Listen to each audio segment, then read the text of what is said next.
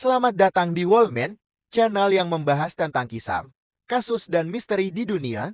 Cukup dengarkan dan bersantailah. Seperti di kutipan judul, kita akan bahas kisah sukses Netflix, yang dimana kita bisa menonton film tanpa harus keluar rumah dan antre. Berikut kisahnya.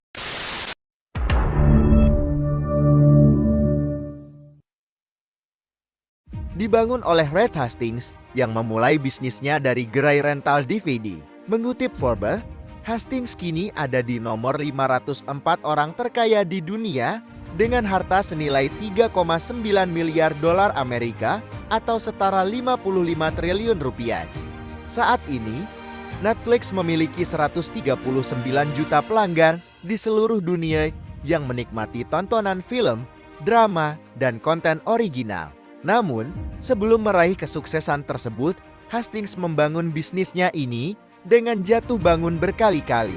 Lahir di Boston, Massachusetts, Amerika Serikat pada 8 Oktober tahun 1960, Hastings menempuh pendidikan sebagai sarjana matematika di Bowdoin College.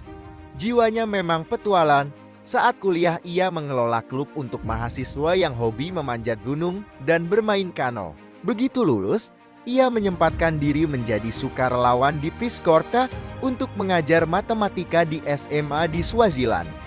Mengutip Business Insider, ia menyatakan pengalamannya ini sebagai kombinasi bertualang dan pengabdian diri ke masyarakat. Usai menjalani masa pengabdiannya, ia kembali ke Amerika dan mengambil kuliah S2 di bidang Artificial Intelligence di Stanford. Langkahnya terjun ke dunia bisnis mulai pada tahun 1991 saat ia mendirikan Pure Software yang menjual perangkat debugging bagi para teknisi komputer. Pendapatan perusahaannya ini naik berkali lipat setiap tahun, membuatnya naik pangkat menjadi CEO di perusahaan tersebut. Lalu, pada tahun 1995 Pure Software jadi perusahaan terbuka hingga akhirnya diakuisisi oleh Rational Software. Hastings meraup 750 juta dolar Amerika dari akuisisi tersebut.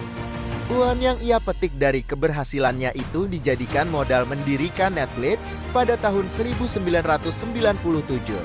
Bisnis ini bisa dibilang ia gagas karena pengalamannya sebagai pelanggan setia sewa DVD di Blockbuster dan kena denda hingga 40 dolar Amerika karena telat kembalikan piringan yang ia pinjam. Konsep Netflix saat itu adalah menjual dan menyewakan DVD dengan sistem digital dan keanggotaan untuk jadi pelanggan. Hingga akhirnya ia memiliki ratusan ribu pelanggan dan mencoba menawarkan perusahaannya pada Blockbuster di tahun 2000 namun ditolak.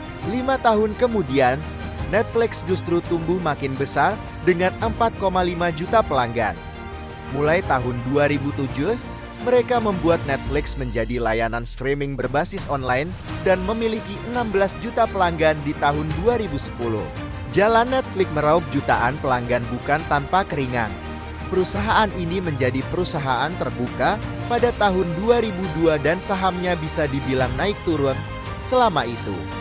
Hastings dan tim akhirnya memberanikan diri memproduksi konten original mereka dan menayangkannya secara eksklusif di Netflix. Pada tahun 2013, dimulai dengan serial politik House of Cards yang sukses besar dan mendapat setumpuk penghargaan. Dari situ, Netflix terus kembangkan dan produksi konten original yang digilai publik. Pada Agustus tahun 2015, saham Netflix melonjak ke posisi tertinggi sepanjang masa dengan saham naik 9.925% atau hampir 10.000% di atas harga IPO pada tahun 2002. Selanjutnya, kita semua sudah tahu di mana Netflix kini berada, seperti jargonnya. Kini Hastings tinggal menikmati jerih payahnya dengan menyibukkan diri di kegiatan filantropi. Sisanya tinggal Netflix and chill.